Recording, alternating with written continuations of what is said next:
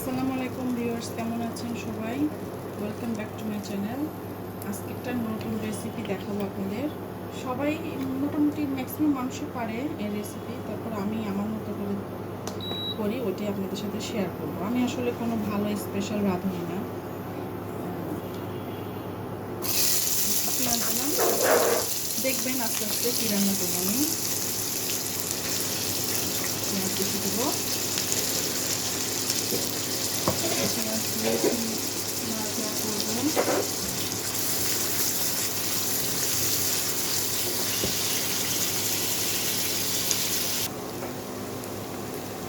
পেঁয়াজ বেশি লাল হবে না, হালকা একটু নরম হলেই সাথে সাথে আদা রসুন বাটা দিয়ে দেবো।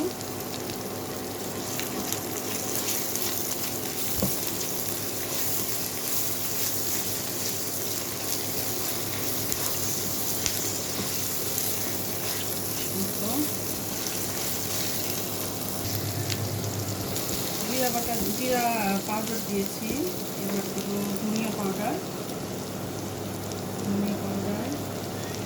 মরিচ, হলুদ। একটু কষাবো, একটু পানি দিব, অল্প একটু পানি দিয়ে কষিয়ে নিব মশলাটা ভালো করে।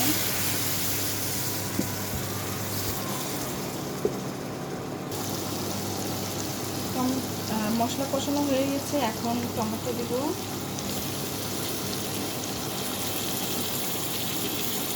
কি হতে পারে বলুন তো, কি রান্না করছি আমি? একটু পরে বুঝে যাবেন। একটু কষিয়ে নিই।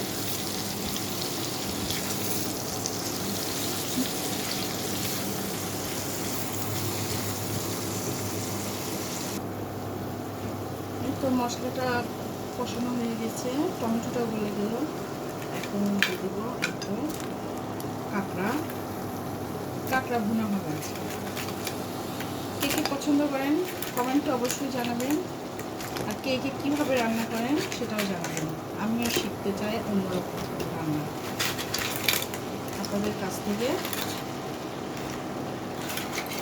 দেখা যায় অনেকগুলো, কিন্তু রান্না করার পর অনেক কমে যায়, কাটার পরে অনেক কমে যায়।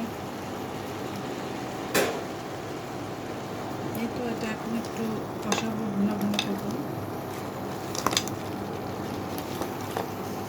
প্যানে মনে হচ্ছে হচ্ছে না, চেঞ্জ করে দিব নাকি?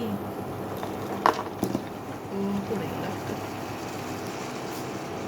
প্যানটা চেঞ্জ করে দাও। প্যানটা চেঞ্জ করে দিব। হ্যাঁ,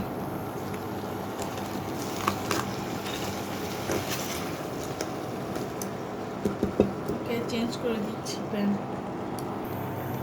এই তো কড়াইটা চেঞ্জ করে দিলাম, একটা বড় কড়াইতে দিলাম। একটু বেশি ভরে গেছে, নাড়া যাচ্ছিল না, তো পরে আবার এই কড়াইতে দিলাম, এটাতে ভালো হচ্ছে।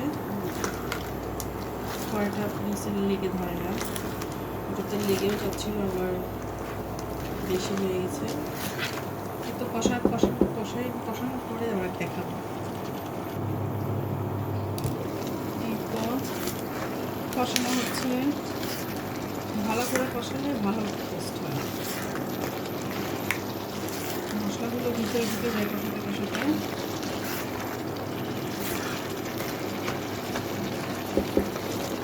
আবার ঢেকে দিই। এই তো হয়ে গেছে আমার কাঁকড়ার ভুনা। এরকমই থাকবে, মানে মাখা মাখা, বেশি ঝোল ঝোল থাকবে না।